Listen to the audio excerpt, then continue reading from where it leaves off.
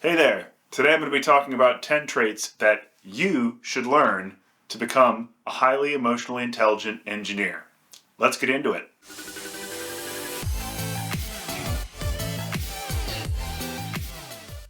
Number 1, self-awareness.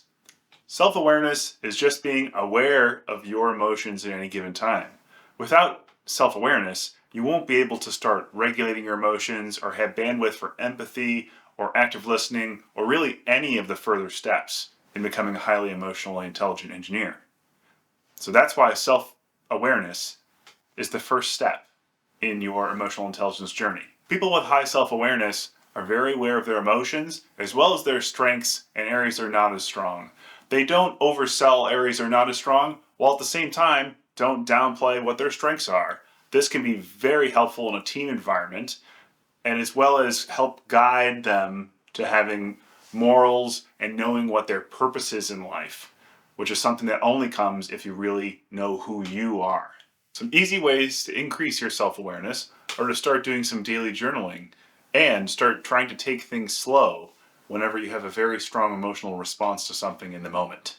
Number 2, self-regulation. Self-regulation naturally is the second step after self-awareness, because if you're unaware of the thing, you can't regulate it. Now, self-regulation is something that's very easily visible because when you find someone that's very good at self-regulating, they're going to be able to perform really in any given environment, and they're going to perform very well under pressure. So you're going to see situations where a lot of other people will buckle or kind of explode or have some big negative thing happen. A very self-regulatory person is going to be very good at keeping their emotions in check under pressure. One of the easiest ways to get started in increasing your self-regulation is to really take a true inventory of your deep inner values, because these things that you will have integrity with, you will hold most dear. And once you know those things, then you can really start letting your emotions be guided by your values. But if you're unaware of your values, you're not going to be able to regulate things very well. This is kind of the main reason why self-awareness comes before self-regulation. Number 3, empathy. Empathy is number 3 because if you don't have self-awareness and you don't have self-regulation, you won't be able to know the feeling and feel the feeling to give yourself bandwidth to respond compassionately, which is what empathy is. People with high empathy are usually very easy to spot because they'll be actually actively listening to you when you're having a conversation, instead of the typical engineer 2 monologues that happen to be in the same room or kind of pointed towards each other. So a high empathy person is not going to be that. They're actually going to be listening to understand what you're saying instead of listening to respond. A few ways you can actively improve your empathy are to get better at active listening. So active listening is when you actually listen to understand what the person's trying to say and be in a conversation with them, and trust yourself that you'll be able to come up with a response when it's appropriate, and to almost mirror the emotions of the other person. With engineers, we have the bar so low, if you can just have a modicum of empathy, you're going to be doing much better than your peers. So finding someone who truly stands out as an engineer with very high empathy is quite unusual and will take you very far in your career. Number 4, motivation.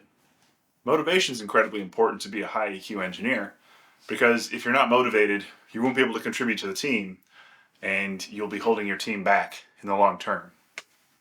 A few examples of a highly motivated engineer is someone that keeps track of the goal, so they see it frequently, they push towards the goal, and when they hit their goals, they're positive and eager to move forward and find the next goal. I like to think of this as someone that basically just likes to do stuff. They like to get stuff done. They're motivated in that they don't really need much push to get the result. They really should be pointed in a direction and given a target, and they go do it. They're positive towards getting the goal, as well as when they reach the goal, eager for another.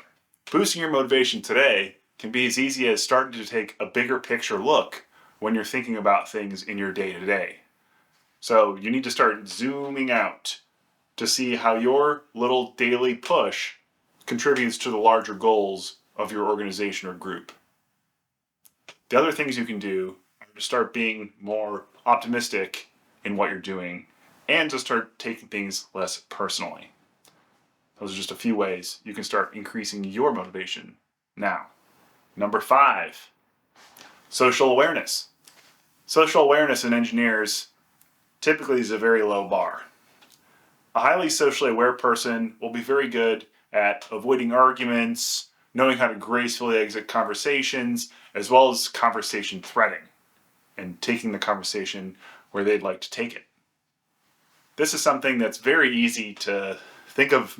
So many engineers that are just absolutely abysmal at this skill.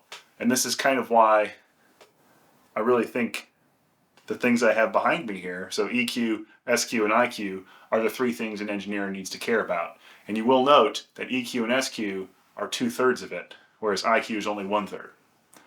So this social awareness stuff kind of gets into SQ territory, but it's also relevant to emotional intelligence because they kind of have quite a bit of overlap in their Venn diagram.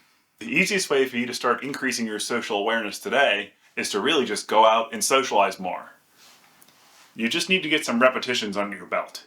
So if you're being more self-aware and regulating your emotions better, and you're starting to have a bit of empathy and motivation, now you can really start having bandwidth to start doing some social awareness things where you're regulating your emotion, you're starting to have empathy for those around you, and then you can really start to get some reps under your belt and learn how to be more socially aware. These all build on the previous lesson. Number 6, cooperation. Another trait of a highly emotionally intelligent engineer is cooperation with those around them.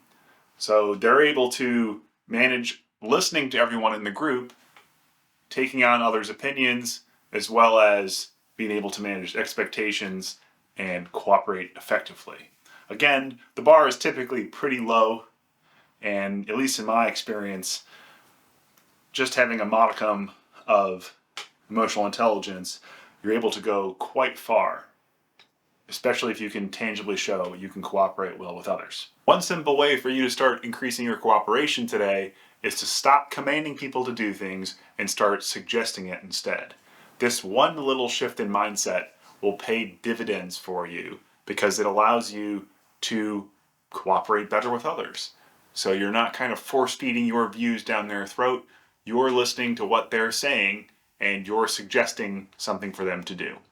If you're still an individual contributor, you can take this, and when you provide things to your boss, you can provide a potential solution for them to go down. And if you're a higher EQ engineer, you can also provide your boss a way to get out of that without offending you. So it kind of goes along something like, hey, here's a potential solution to this problem. I won't be offended if you want to go down a different path. I'll support you either way. That's a very easy way to show that you have a higher emotional intelligence and you're not going to take any of this stuff personally. Number 7, influence. High EQ engineers tend to have influence in the organizations that they operate in. Influence is incredibly important because it can let you guide others and help you progress in your career. The people that have influence are the ones that are leading the organization, and for you to start growing into a position with influence is as easy as starting to take leadership roles and try to take on more and more scope. Large organizations these days don't like to promote unless you're already doing that job at the next level up. So if you can see what that next job is and start doing that stuff while also trying to empower those around you, you can really go far and you can start growing your influence in whatever organization that you're operating in. Number 8, having an analytical mindset.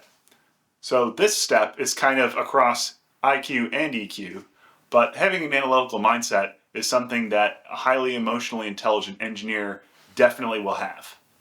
This comes along with the fact that in engineering, you have to be pretty analytical. So having an analytical mindset is almost a stock standard. You do find engineers that don't have this, and when I find them, I find it very peculiar. So this is something where the bar is kind of higher than some of the other EQ categories that we've talked about.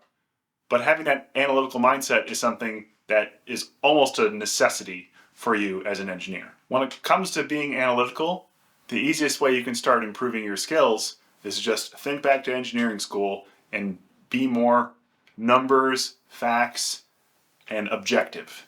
So take away the subjectivity, you want objectivity, and if you're in an engineering role that is clear cut, where there's this is working or it meets requirements or it doesn't, it should be quite easy for you to just, here's the numbers, this is what we're going to do.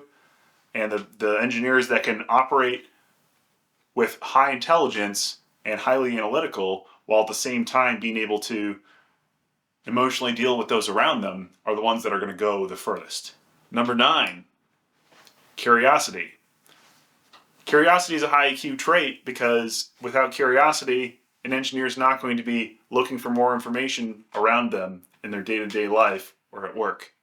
A curious engineer is going to be one that asks questions and they don't stop when there's not an easy answer. So they don't stop at a no. They're always yearning to learn. They're always yearning to find out more about things and people around them. A few easy ways for you to start increasing your curiosity today are to start questioning societal norms.